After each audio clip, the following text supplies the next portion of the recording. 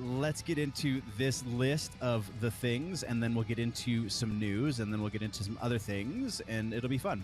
All right, so starting this list off, we have Arch Enemy Dream Stealer. Oof, I have not heard anything this year from Arch Enemy that I would say is best of the year for their technically their genre is death metal, I'm pretty sure, and just not super impressed with them this year. So yeah, I don't know if I buy that. Architect's Whiplash, Architect's record that came out or is coming out. Oh, this is the single. That's right. Single that's coming off of their record for next year. Pretty decent. It's pretty standard Architects. So again, is it really best of? Ratatata.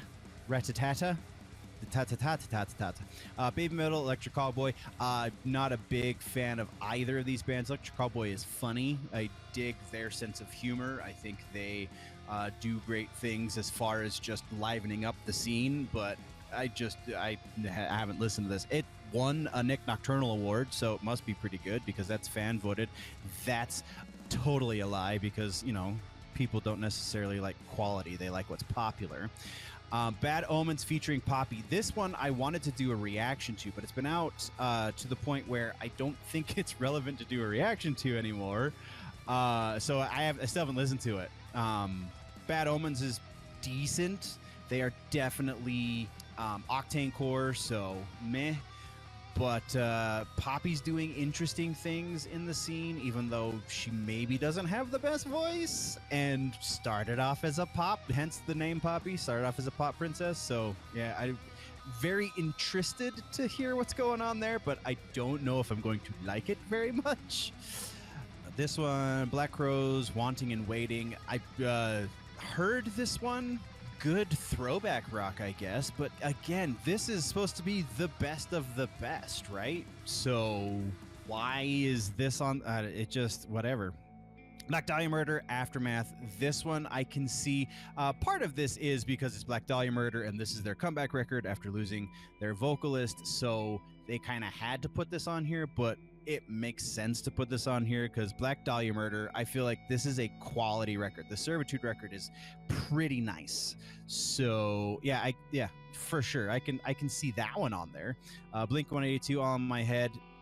In their genre, best in their genre, sure, but how many pop punk bands are there in 2024? It just Body Count featuring Joe Bad Psychopath. Sure, yeah, I can see that one. I'll get behind that one. I think the new Body Count record is worth a listen to, if nothing else. And this is definitely one of those songs to get stuck in your head really easily, and that's hard to do with extreme types of music. So yeah, I'll give it to him. Body Count works.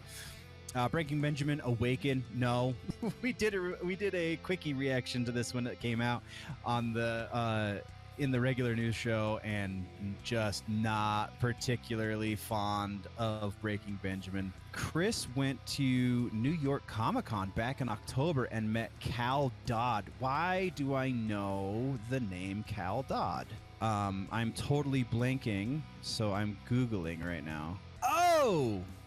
Writer Cal Dodd. Gotcha. Or voice actor, rather. The voice actor for Wolverine in the 95 cartoon and the current 95 cartoon.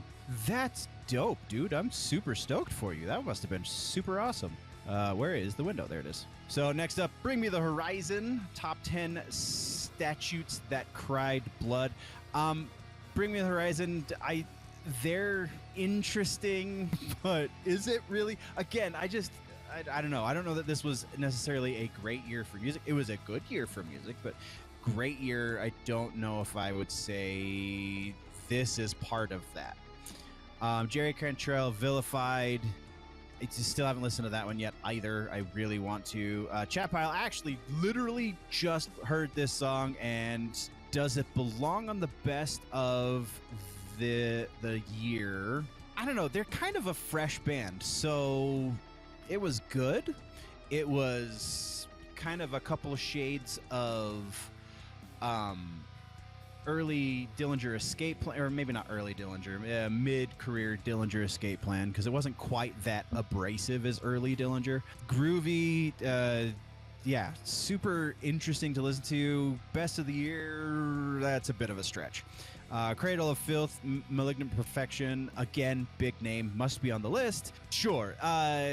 Since I know a little bit about this, as I haven't gone in detail into it, but I do know that there's not really much black metal on here. This is about as close as we're getting. I don't think there's any black metal on here, actually. This is about as close as we're going to get to black metal. It's another one of those songs that really gets stuck in your brain.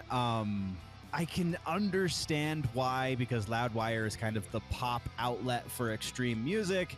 Why Loudwire would put this on here. I don't know if I would have put this on here, but again, I kind of like, I listened to a bunch of singles and we talked about them on the channel, but nothing is really sticking out in my mind. Crypt Sermon, Thunder from Stygian Rose, that is actually a really, really good track. So yes, best of the year, I'll buy it. I'll buy that one for sure. The Cure, Alone, yes, it is ridiculously long because the intro is like 4 minutes long and the track is like 7.5 minutes long. So sure, because The Cure is amazing, I definitely would put this on this list regardless. But just my one nitpick of the intro being a little bit ridiculous. Met Chris Britton, who is Mr. Sinister, nice. AJ Locascio, who voiced Gambit in 97. Nice, dude. Remy LeBeau himself. Next one is Dark Throne. No, I don't think Dark Throne is a prime example of their kind of version of black metal. I think Dark Throne's heyday is behind them by a long shot. This is not. No, this does not belong on this list. Dark Tranquility, Last Imagination. I did listen to this track, but again, doesn't really stick out in my brain. So best of the year, probably not. Daughtry Pieces, sure, because it's the rock side of things, and Daughtry's got an incredible voice, but this is like cookie cutter radio rock nonsense. Dead Poet Society, I have not heard that song. I honestly don't know that band. Bruce Dickinson, Mandrake Project, haven't listened to that one yet either. Dorothy Mudd, nope, got nothing for you. Dream Theater, Night Terror. I really like Dream Theater, and like all of the prog metal nerds are generally into Dream Theater as well. The one thing I really don't like about Dream Theater is their vocalist. So would I put this on a list where Opeth has released a prog opus, like a masterpiece? No, probably not. I would say the Opeth tracks, the 2 tracks that they released from their upcoming record, or the record that just came out rather, far outshine this, though this is still pretty solid Dream Theater track. I just can't get over their vocalist. Era, Cure. Oh, man, there was legit some better metalcore that came out this year too. So no. Xyz, For What It's Worth. Haven't listened to that one. Falling in Reverse, Ronald. This one's a little bit controversial for me because I really, really like Alex Terrible. I'm slightly warming up to Falling in Reverse. Tech 9 is super talented as well. I can't say I'm a huge fan of Tech 9, but I'm not going to turn him off if he's on I don't really listen to rap radio much anymore. But if he's doing a vocal spot, because this is not the first time he's done a metal thing, I'm not going to turn it off because of him. Like, he's, again, legitimately talented. Is Ronnie Radke, though, legitimately talented? That is the question. He's a great frontman. He's super charismatic. But does that mean that his song should be on the best of the year? This is like, again, considering Loudwire, considering Falling in Reverse is one of the biggest names in the genre right now, I understand it. I would say maybe this is like the bottom of the list for best of the year because it's legitimately an infectious song. But this is like just barely scraping by on all counts. Five Finger Death Punch featuring DMX. Oh, yes. I totally forgot this track came out. And I also totally have not listened to it because this is another one where I wanted to do a reaction video and it was too late by the time I got around to it, so I haven't done it and therefore have not yet listened to the track. Funeral had featuring Spencer Charnas, the Spencer from Iceland Kills. Funeral Portrait feature. Didn't know this was a song. I'm gonna have to go listen to that later though, because that sounds interesting. Let's go back to chat. Nope. Gate Creeper, Caught in the Treads. Decent. Again, barely scraping by with what I would consider best of the year.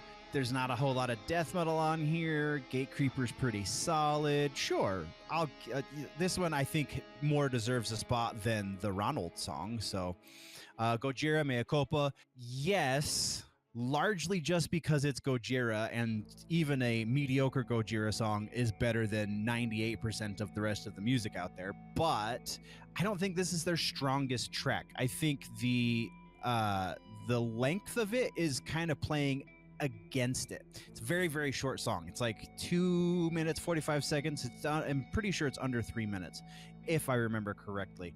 But I'm always disappointed by the length of the song, because while I am a fan of strange musical structures, I am also a fan of digging in to whatever structure you've decided your song is going to have.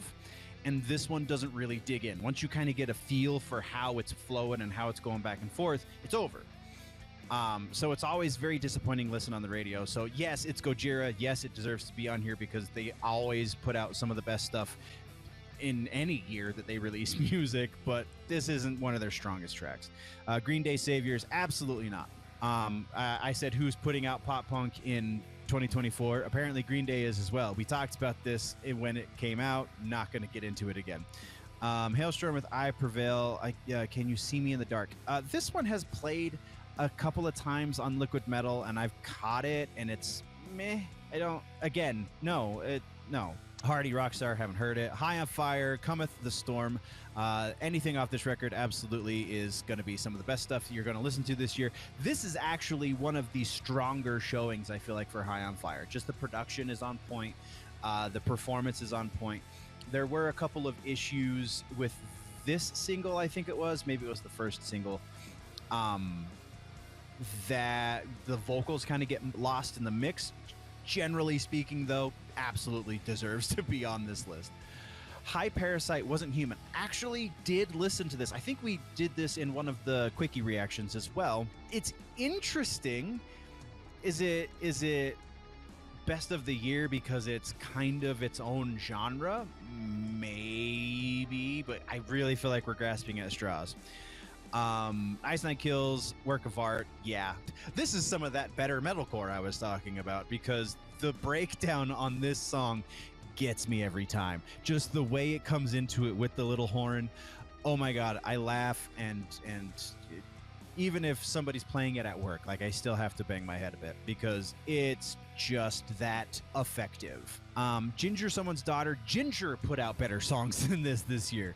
So Someone's Daughter is a showcase of like the breadth of their abilities, but is not the best showcase of that.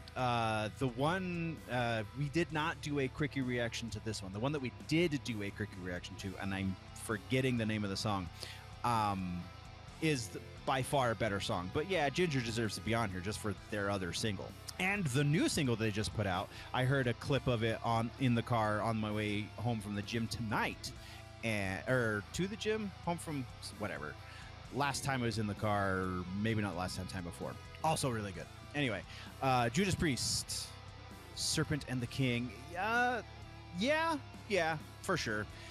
Name recognition helps for this one. Again, we are on a Loudwire list. Miles Kennedy, I know vaguely his style, have not heard that song, can't say. Kerry King, Idle Hands, maybe, sure, kind of. Yeah, all right, yeah, I can see it. Forever Aligned, it is Killswitch Engage. This is another example of most of the music they're going to put out is going to be better than 98% of the stuff out there. So, of course, they deserve to be on this list, but I don't think Forever Aligned is one of their strongest songs. put this one up against Signal Fire and you'll see what I'm talking about, because Signal Fire is amazing. Record is coming out in 2025, and I'm super stoked about it. We are actually going to be talking about Killswitch Engage It kind of vicariously in just a bit in the proper news. Kitty, Eyes Wide Open. If they had chosen any other single, I would say absolutely not. This very first single from the new... Oops, that's not what I wanted to do. From the new... their new record is the only single that I think is effective and infectious enough to qualify for this list. Knock Loose, Suffocate. This is the Poppy track. Again, I feel like Knock Loose put out like 4 singles over the course of 2024. The only reason they chose this one is because of the Poppy guest vocal. I think the other 3 tracks they put out this year were better. All from this record. This is a good record. Go listen to it. But I don't know that this is the best of the best. Lacuna Coil. This one was actually surprisingly good. As far as new metal goes... There wasn't a whole lot of new metal this year, so sure, best of the best as far as their genre goes. Speaking of new metal, we have Linkin Park's Emptiness Machine. This is borderline not even like rock. This is so poppy that it's really hard to justify putting it here, though it's a very well crafted, very well performed and recorded song, so sure. Tim Montana, I have no idea who that is. Billy Morrison featuring Ozzy Osbourne, did not listen to that. Nightwish, we talked about this one actually. Super impressed with the I'm pretty sure it was this single actually, Perfume of the Timeless. So yeah, sure. Let's do this for sure. Nile, this record was fantastic. I think anything they put in from this record is worth listening to and should be put on the list of best of 2024. Nothing More featuring David Draymond, Angel Song. I haven't listened to this song specifically, but I can speak to Nothing More and David Draymond individually. Solid as far as Nothing More goes. David Draymond's got one of the better voices in nu metal, though he makes really mediocre music. So maybe, but again, haven't listened to the track. Offspring, Make It Alright. Nope, I refuse to accept that they are on the best of anything list anymore after the shenanigans that they have pulled over the course of the last few years. Opeth, Paragraph 1. This is what I was talking about. This is the best of prog.